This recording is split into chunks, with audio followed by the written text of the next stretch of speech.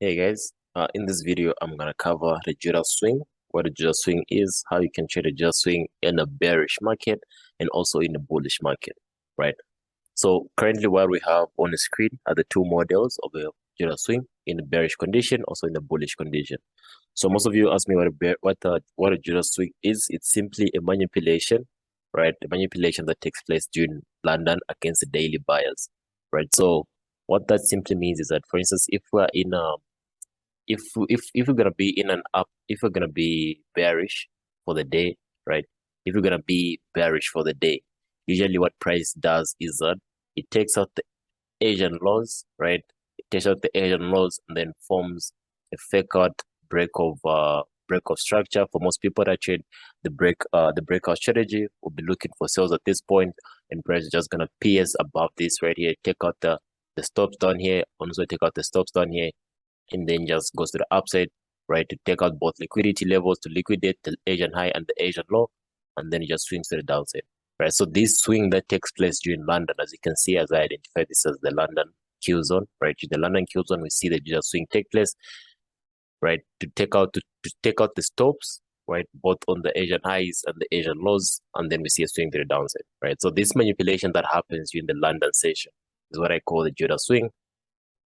And what you can do is that you can trade an OTE of this setup. So usually what happens, the reason usually why the Judas swing is formed is because it's intended to form the daily low if we are bearish, if we're bullish, I mean, and then also forms a daily high if we are bearish, right? So when we're bearish, when we're bullish, first of all, we see the market form a low during London, right? Form a low during London because we know that we trade accumulation, right?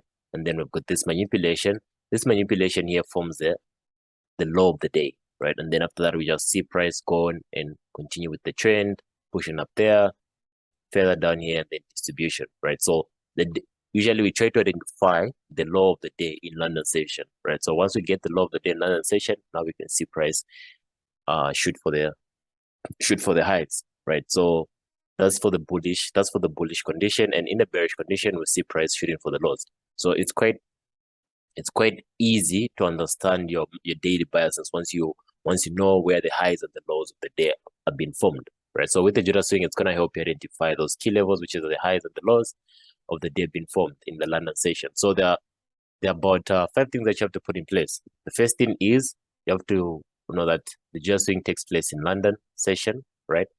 And then also the Judas swing usually forms the low of the day or the high of the day, right?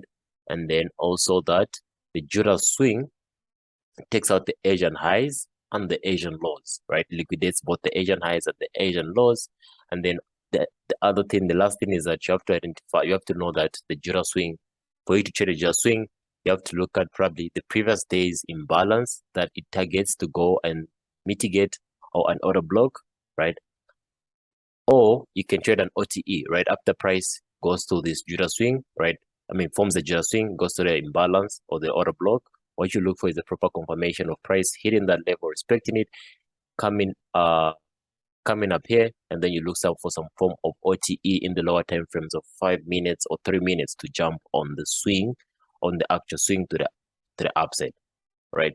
So that's the nature of the Judas swing. Identify your Asian highs and lows, and then look for the swing against the actual trend, right? Look for the swing against the actual trend if you're bullish, if you're bearish, and then make sure it's happening in the London Q zone.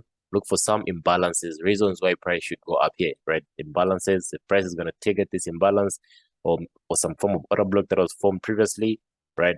You see price go there, mitigate this block or imbalance, right? Respects it, look for an OTE confirmation entry, and then you can jump on it. So that's what the Judas swing is. So right now I'm gonna go on the charts and show you guys a couple of examples when we see the Judas swing forming and how we can trade it, right?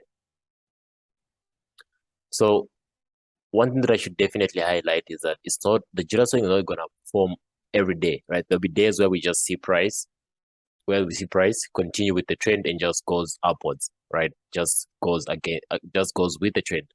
And then there are days, right? Yeah, so in this first example, obviously, we identify our agent range, and I use the agent range indicator by nickel, this one right here, by nickel to identify my agent highs and lows. So I definitely identify that as my agent high and that as my agent low, and I know that we're in the bullish, right? We're in the bullish market. So what happens is that we simply trade this pattern right here. We see the Judas swing, right? Manipulating to the downside, right? Takes out the downside. We look for the previous day's order block where price can extend to, right? Which is here, right? To this level here, price comes, mitigates that order block, right? Goes up there and then forms this OTE pattern right here that we could have traded, right? Forms this OTE pattern right here. Price comes there, respects it, and then just shoots to the downside, to the upside, I mean.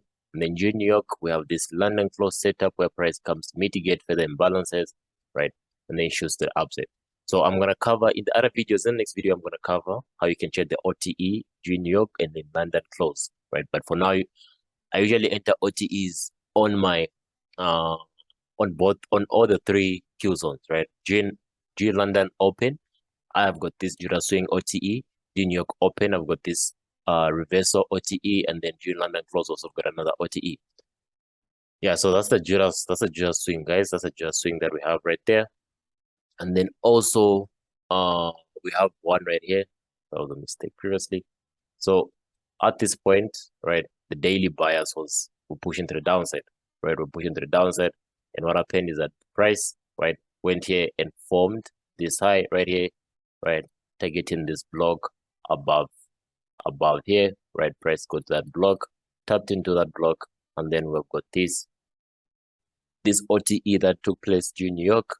New York respected it and pushed to the downside. So we had this fake movement, right, to induce buyers that the market is pushing to the upside, right? And then price came here and did that. So so you have to always look out for the swing, right? You have to always look out those things to take out the Asian highs and Asian lows. And sometimes it's gonna take out, like in the first case, it didn't manipulate the Asian highs, right? Just manipulated the Asian lows, took out the Asian lows, and then we had an OTE in New York, and then it respected it. So the same thing that happens here. We have this manipulation right here, right? Inducing people to push, inducing the breakout strategy, guys, to buy the market, right? Only to be just manipulated. Price comes back here and then shoots to the downside. So if I can try to go on a lower time frame and look for some form of entry other than the order block that we have here. So let me try to go on 3 minutes to try to find some entry we could have gotten in on this one, right? So yeah, so at this point we had this imbalance that was lying inside here, right? That would have been good for entry. As you can see, price comes there and just fills up this imbalance and shows to the downside, right?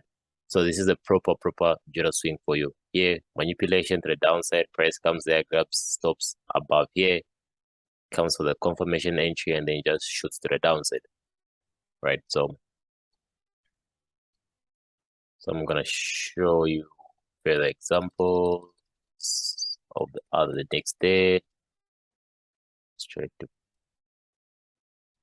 forward this. Right, let me try to forward this. Okay.